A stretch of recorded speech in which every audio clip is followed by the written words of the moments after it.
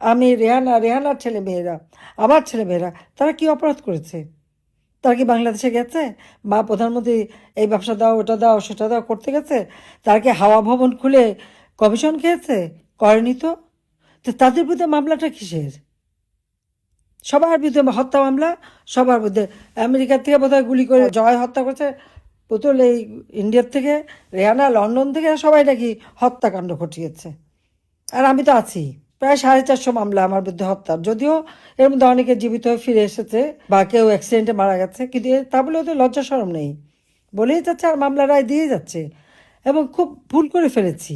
আমার ছেলে মেয়ে বা রেহানার বাচ্চারা কখনো কিছু চায়নি, কিচ্ছু চায়নি।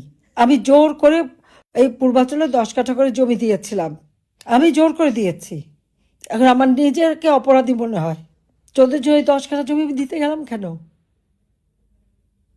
আজকে তাদের বিরুদ্ধে তার জন্য শাস্তি দিয়ে দিল, 5 বছর করে কারাদণ্ডের শাস্তি।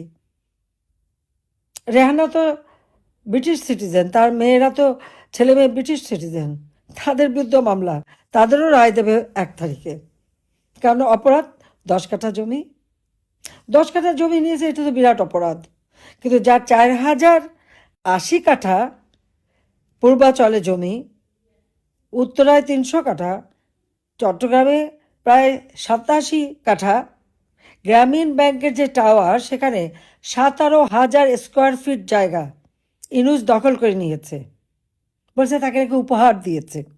বিনা পয়সায় সেই ফ্লোর নিয়ে সেখানে ইনুস সেন্টার খুলেছে, 9 কোটি টাকা দিয়ে ফ্ল্যাট কিনেছে। এগুলি কোনো অপরাধও না, এর কোনো যথাযথ আর্থিক কিভাবে তার সঙ্গতি হলো সেটা সে দেখাতে পারবে না। গ্রামীণ ব্যাংকে 6,000 টাকা বেতনের একজন এমডি সাহেব এত সম্পদ কোথা থেকে পেলো সেটা কি দেখাতে পারবে?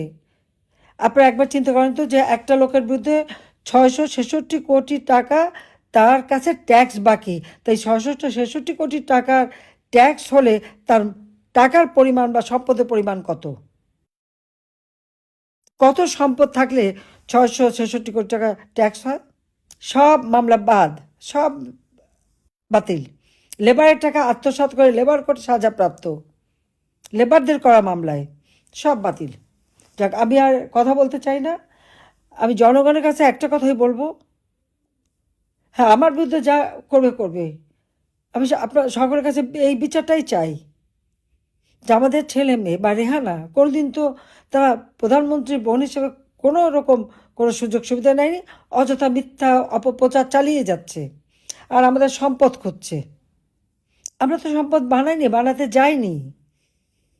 আমরা আরও মানুষকে বিলিয়ে দিয়েছি, 32 নম্বর বাড়িটাও বিলিয়ে দিয়েছি। আমাদের যে টাকা পেয়েছিলাম আমরা ট্রাস্ট করে হাজার হাজার ছেলেমেয়েদের পড়াশোনা করিয়েছি, তাদেরকে সহযোগিতা দিয়েছি। হ্যাঁ, উত্তরাধিকার সূত্রে যে সমস্ত গহনা বা বৈবাহিক সূত্রে উপহার যেগুলি লকারে ছিল, আমি জীবিত থাকতে সেই লকার ভেঙে বের করলো, কিন্তু সেখানে আমার দাদির, বাবা নানির, বাবা মায়ের গহনাগুলি, সেগুলি গেল কোথায়? পূবালী ব্যাংকের যে আমার লকার, এ তো সেই পাকিস্তান আমল থেকে, সেখানে নাকি শুধু একটা বস্তা পেলো, বস্তার ব্যাগ পেলো, তো অলংকারগুলি গেল কোথায়? সম্পদগুলি গেল কোথায়? সে জবাব তো দিচ্ছে না।